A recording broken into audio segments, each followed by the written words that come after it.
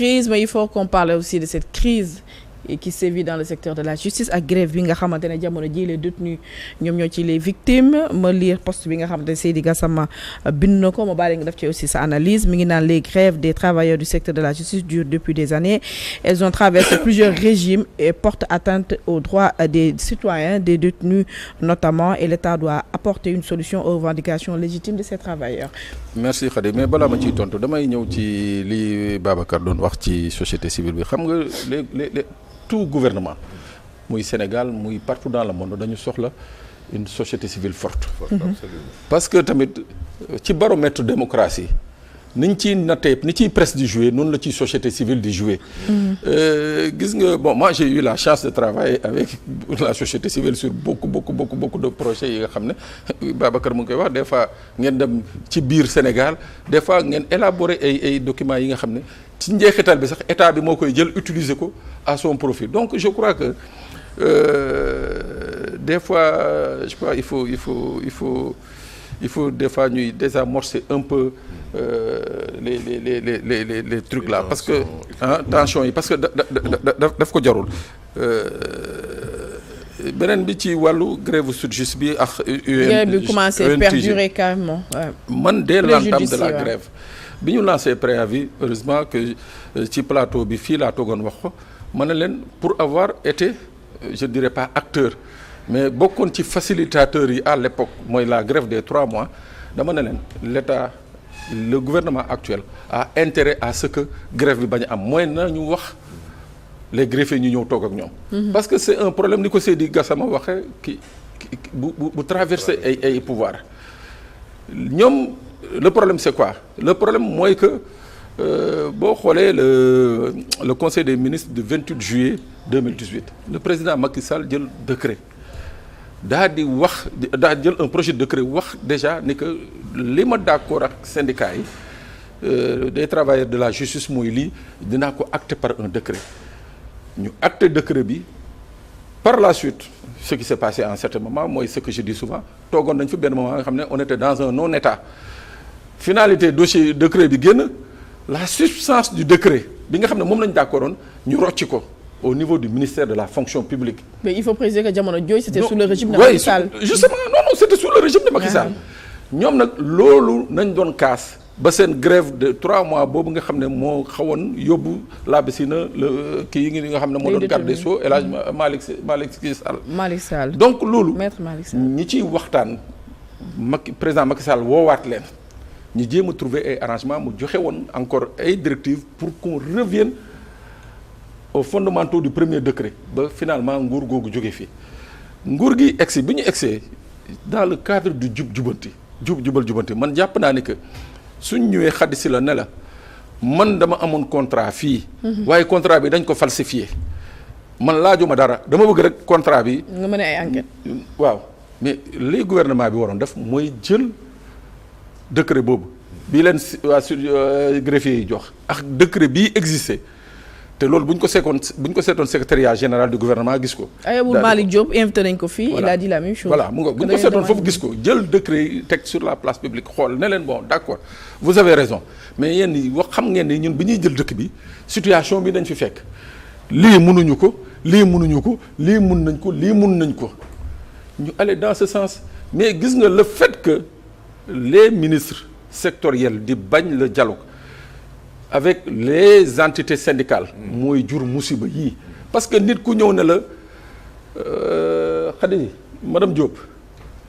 damay dajji bunt bi soo ma téyewul ma dajji bunt bi waaye mais madame Diop da nga ko téye. bien sûr waaw non nañu waxante dëgg. da nga ko téye c'est-à-dire loolu c'est une logique tout à fait normale nañu bàyyi dégg nga di taxaw ci yenn piédestal yi de regarder di xool di regarder les gens d'en haut déedéet. c'est des Sénégalais comme tout le monde. am nañu ay droit la ñu soxla woon mooy loolu tey jii Seydi Gassama laa di. Il y a des Sénégalais yi nga xam ne ñu ngi fii tey peut-être que il aurait fallu que un juge les entende. xëy na tey jii ñu ñibbi seen kër d'autres ñu ngi fa. am nañu ay procès yu bari am nañu jugement war a exécuter jugement bi. enfin am nañu verdict qui leur est favorable ñu war a exécuter jugement bi mënuñu exécuter jugement bi parce que jugement amul greffier bu ko bind état bi li muy ñàkk ci wàllu timbre également ci enrôlement yi ci jugement yi ci casier judiciaire ci certificat de nationalité ak yeneen acte de justice yi. mais kooku également c'est un manque à gagner pour le trésor public. donc je crois que tey jii wax naa ko keroog y a pas Babacar Fall n'est pas plus sénégalais que Khady Sylla n'est pas plus sénégalais que Pape Sané la ñu mën a def daal mooy toog wax la mën a nekk nag. mooy lii moo mën a nekk. et je crois que nag les gens sont assez responsables pour connaître et accepter que la situation actuelle du pays ne permet pas certaines choses. D'accord. Alors il nous reste juste 7 minutes avant la fin de l'émission lii moom il faut que ñu wax ci parce que aussi c'est un fait historique balaa may bàyyi nga indi sa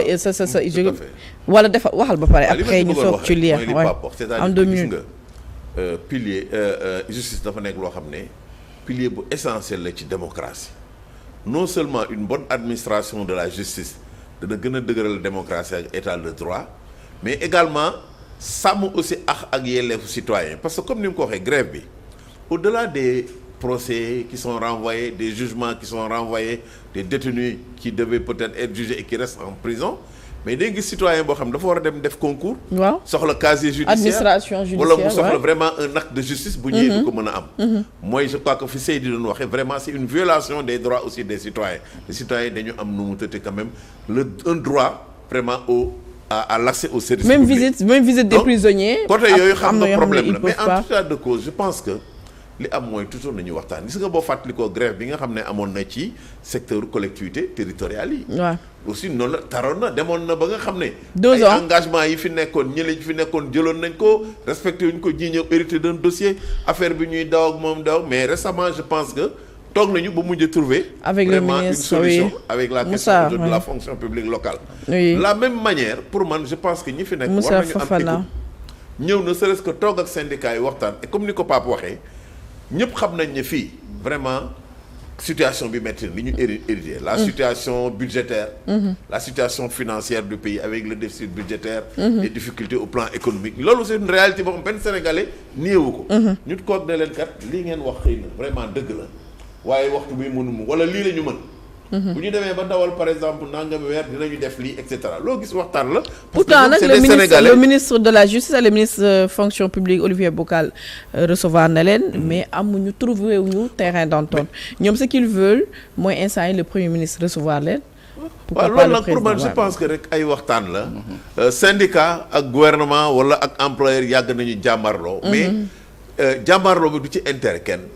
intérêt nit ñi mooy vraiment dans tous les cas ñu toog lu ñuy wax même les plus grandes guerres se sont terminées autour d'une table de négociation ñu waxtaan seet li mën a nekk ñu wax leen ne kat lii moom mën a nekk ñoom aussi ñu am vraiment quand même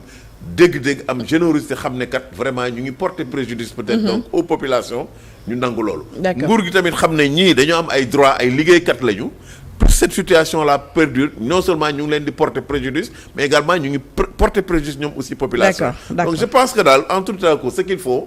bu jaree sax ñun comme li ñuy wax et là foofu la société civile war a wane njariñam ñu def ay médiation comme ni ñu koy def ci yeneen waaw rencontrer les syndicats rencontrer l'État ñun par exemple dans le cadre de notre projet Saxal Jàmm on a créé li ñuy wax nu mu tëti donc la notion d'ambassadeur de la paix sont une quinzaine de personnalités ñoo xam ne ñii ay avocats la ñi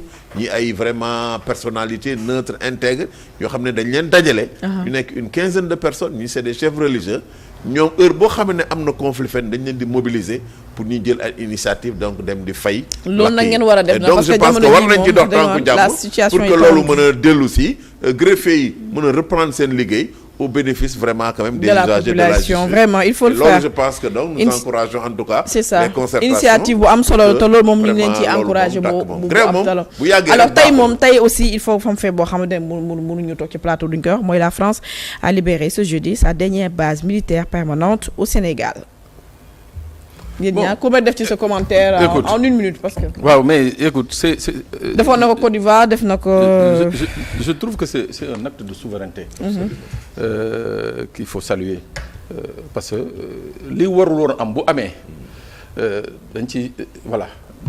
bu li waroon am fi bañ ko dindiwaat. rectifier ko je crois que les gens doivent taper de deux mains. mais dafa am li nga xam ne maa ngi koy wax sànq ci keppaar gi dama ne. on a eu la malchance d'abord d'être colonisé par la France. France nekk fii ci réew mi pendant des années et des années occupé ay secteurs très stratégiques au niveau de nos armées et consorts. Donc li ci gën a am solo xam nga ay xarit boo leen di séparer wu tout da leen sóor toujours ëllëg. Parce que je le dis souvent nasaraan yi la ñu xam suñu dëkk.